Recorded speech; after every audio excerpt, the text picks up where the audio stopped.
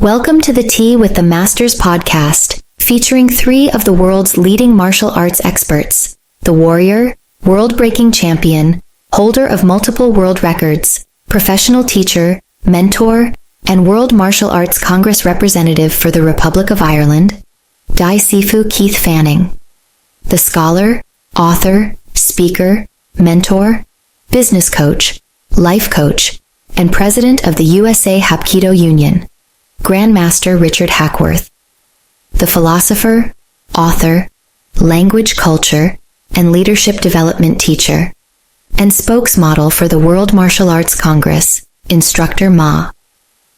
This show is sponsored by World Martial Arts Media. The world's leader in martial arts education, information, and entertainment. We invite you to like and share this video with your friends, and subscribe to this channel so that you never miss an exciting episode. Now let's get on with the show. Hi, Sifu Keith Fanning here. Today's segment that I wanted to do for the podcast was the difference between an instructor who can tell you what to do, show you what to do, but then also instruct you how to do it. It's come to conversation recently that I had, it came through a conversation recently I had, where there's some masters and grandmasters out there who can tell you what to do, but cannot show you how to do it. And they ask you to do things that they were not able to do themselves. My master always believed that the true master could always show you how to do it. But not only could he show you, he could show you step-by-step detail of how to do it. Now, I've seen some recent social media video clips of people giving instruction and telling people how to do things, but they couldn't do it themselves, and the person they were trying to instruct couldn't do it, but they couldn't figure out very simply how to instruct them and show them how to move forward with the task. I've always been a firm believer in the way I was taught, the way I learned how to do my martial arts.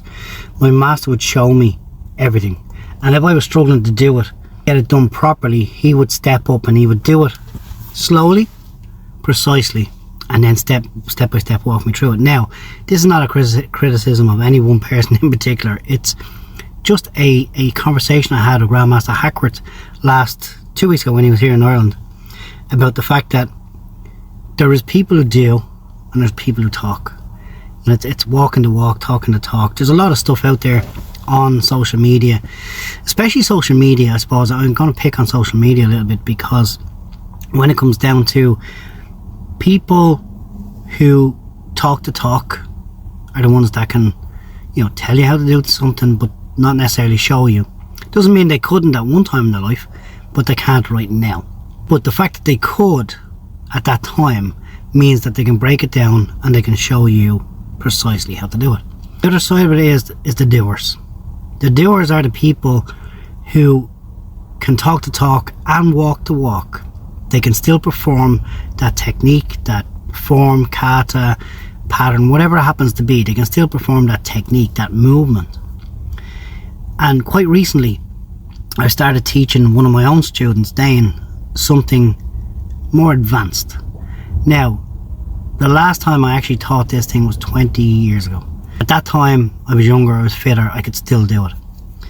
However, on the night, I got 90% of the movement, but I couldn't get the last 10%. Now, purely out of lack of practice, the particular muscles that were needed and required for it weren't 100%. So, what I did was I broke it down piece by piece with him, and we went through every stage of it.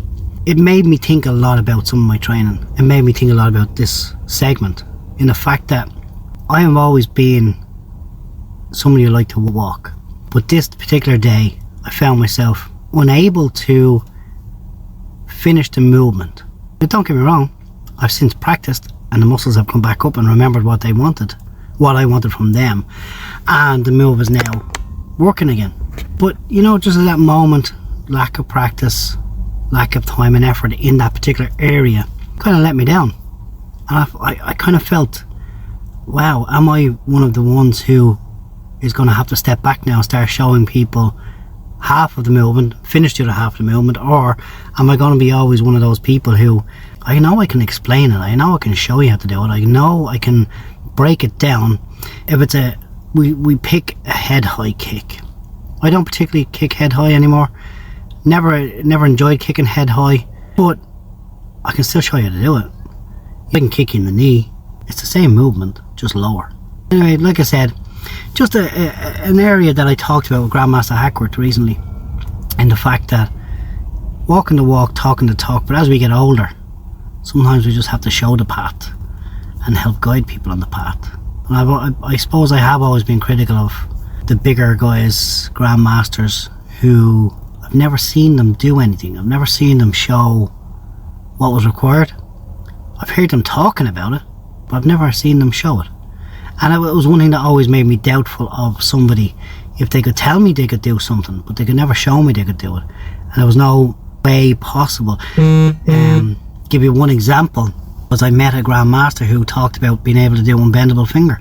Now at the time I was doing the unbendable finger techniques, I was doing the unbendable finger conditioning and movements, so I knew what I was talking about. But when I shook his hand, they weren't the hands of a man who could do what I could do. So it made me very doubtful, skeptical of his ability. Not saying he was any less of a man, just made me skeptical of that one segment that he talked about. Anyway, hopefully you've got something out of this. I know I've enjoyed the piece. I look forward to the next segment, and if anybody has any questions, please feel free to give me a text or an email, sifufanning@gmail.com, or look me up on my social media posts, and you'll find me under Sifu Fanning or Sifu Keith Fanning, one or the other. Thanks for listening. Hope you enjoyed it. Take care. Martial Arts Lifestyle 365, the world's leading martial arts resource. Hello, I am Richard Hackworth. I am the USA Director for the Korean Martial Arts Instructors Association and the USA Director for the World Martial Arts Congress. Over the years, I have earned the reputation of being a scholar of the history, culture, and traditions of the Korean martial arts. I hope that you will find my part of the show informative and educational. This part of the show is sponsored by usahapkidunyan.org. So let's dive into today's topic. The Viking warriors' beliefs about death in battle embracing Valhalla. The Vikings, seafaring warriors from Scandinavia, have captivated our imagination with their ferocity and bravery in battle. Central to their warrior ethos was an unwavering belief in the afterlife and a deep reverence for death on the battlefield. Today we delve into the fascinating world of Viking warriors and explore their unique beliefs about death in battle. From their longing for Valhalla, the Hall of Fallen Heroes, to their rituals and preparations for the ultimate sacrifice, the Vikings embraced death as a gateway to eternal glory. Valhalla, the ultimate reward. For the Vikings, death in battle was not to be mourned, but celebrated as a heroic feat. They believed that fallen warriors were chosen by the gods and guided to Valhalla, a magnificent hall ruled by Odin, the king of gods. Valhalla was a realm reserved exclusively for those who died honorably in combat. Warriors who gained entry to Valhalla would enjoy a glorious afterlife, feasting and fighting alongside other brave warriors until the final battle of Ragnarok. The Berserker spirit. The Vikings were known for their fierce and fearless warriors, the Berserkers. These warriors embraced a trance-like state in battle, tapping into their primal instincts and channeling immense rage and strength. The Berserkers believed that they were possessed by animal spirits or gods, granting them invincibility and protection on the battlefield. This extraordinary mindset allowed them to face death without fear, fully embracing the chaos and violence of combat. Preparation for the ultimate sacrifice. Viking warriors prepared meticulously for the possibility of death in battle. They believed that a warrior's fate was determined by the Norse, the weavers of destiny. Before heading into battle, Vikings would engage in rituals, including the carving of runes and the invocation of deities for protection. Additionally, they adorned themselves with symbols of their beliefs and achievements, such as tattoos and amulets, to ensure a favorable outcome in the afterlife. These preparations served not only as a means of psychological readiness, but also as a way to honor the gods and ancestors who would ultimately judge their valor. The cult of the fallen. The Vikings held a deep reverence for fallen warriors.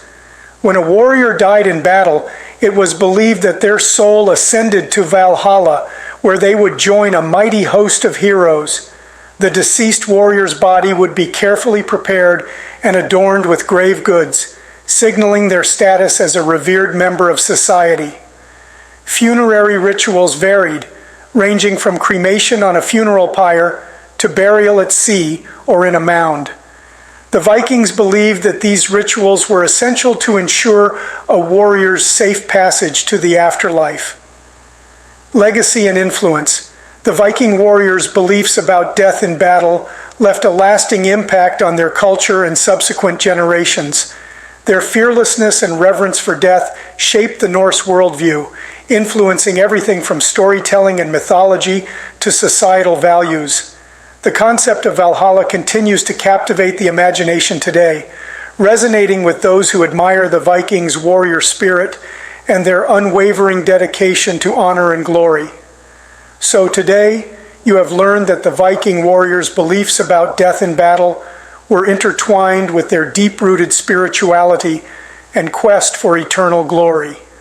Through their unwavering conviction in Valhalla and their preparations for the ultimate sacrifice, the Vikings embraced death as an honorable and inevitable outcome of their chosen path. Their courage, ferocity, and unwavering belief in the afterlife continue to inspire awe and admiration. The Viking warrior's legacy reminds us of the human capacity to confront mortality with bravery and to find meaning and purpose even in the face of death on the battlefield. I want to personally thank you for supporting today's show. I invite you to join the Korean Martial Arts Instructors Association today. Share your thoughts and experiences in the comments below. Remember, the journey to the heart of Hapkido begins with a single step. Get started today. Don't go away. We will be right back after a word from our sponsors. If you practice Taekwondo, Tongsudo, Hapkido, Judo, or any other Korean martial art, you will find the top experts in the world in our community at facebook.com/groups/Korean martial arts. We invite you to join today. Hello, I am Instructor Ma. I am the World Martial Arts Congress Language, Culture, and Character Development teacher. This portion of the show is sponsored by worldmartialartscongress.com. While you are here, be sure to subscribe to our channel. Hit the like button and share this video with a friend. It helps more than you know. Now on with the show. Today's topic is serenity in the martial arts. Serenity refers to a state of peacefulness where the mind is calm and unruffled by the external environment. This higher spiritual echelon, or inner peace, is accompanied by a sense of contentment and bliss.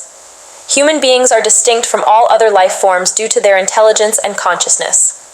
The conscious mind perceives the external world and feels various emotions based on experiences and perception.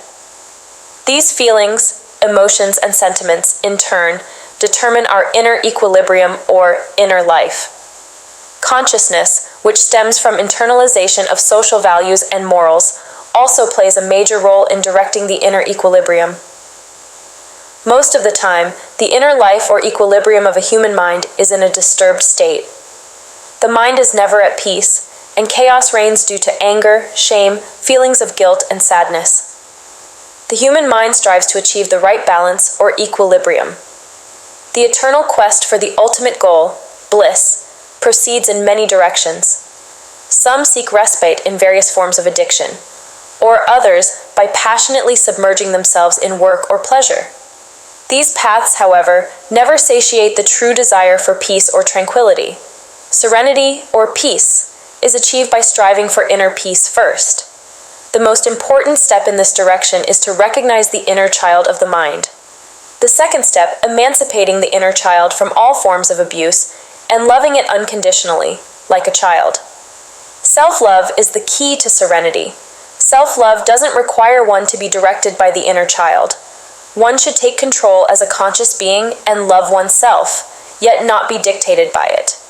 Some find serenity in nature. For others, serenity is found in visiting with family and friends. True serenity is achieved by empowering the inner life and allowing it to reflect the external life. Serenity in the storm, the importance of calm in martial arts. As a martial artist, the ability to remain calm under pressure is as essential as physical strength and technique. Serenity is the bedrock upon which true mastery is built. It's not just about the ability to control your emotions, but also about maintaining focus, clarity of thought, and a deep sense of centeredness. Why is serenity crucial for martial artists? 1. Enhanced focus. A calm mind is a focused mind. When you're not distracted by fear, anger, or doubt, you can fully concentrate on your opponent, their movements, and your own strategy. This heightened focus allows you to react more quickly and effectively. 2. Improved decision-making. In the heat of battle, split-second decisions can mean the difference between victory and defeat. A serene mind enables you to assess the situation calmly and make rational, strategic choices. 3. Increased physical and mental resilience. When you're calm, you're better able to withstand the physical and mental demands of martial arts training and competition. Serenity helps to reduce stress, improve energy levels, and enhance overall well-being. 4. Spiritual growth. Martial arts is often seen as a spiritual practice as well as a physical one. Cultivating serenity can lead to a deeper understanding of oneself and a greater sense of peace and harmony. 5. Respect for opponents and self. A calm demeanor shows respect for your opponent and demonstrates that you're not driven by aggression or fear. It also reflects a deep respect for yourself and your abilities. How to cultivate serenity in your martial arts practice. Meditation and mindfulness. Regular meditation and mindfulness practices can help to quiet the mind and develop a sense of inner peace. Deep breathing exercises. Deep breathing helps to regulate the nervous system and reduce stress. Visualization. Imagine yourself performing calmly and confidently in various scenarios. This can help to build mental resilience and reduce anxiety. Regular practice. Consistent training and practice are essential for developing the physical and mental skills needed to maintain serenity under pressure. Seek guidance. A qualified martial arts instructor can provide valuable guidance and support in your journey towards greater calmness and self-mastery. So today we have learned that serenity is a vital component of martial arts mastery. By cultivating a calm and focused mind, you can enhance your performance, improve your decision-making, and develop a deeper sense of peace and well-being. Remember, the true warrior is not the one who is afraid, but the one who conquers their fear. For more information on joining the World Martial Arts Congress or getting our character development program for your school, please visit our page at www.facebook.com/World Martial Arts Congress if you got something from this video, and I certainly hope that you did. It would mean a lot to me if you liked and commented on this video. Thank you for watching.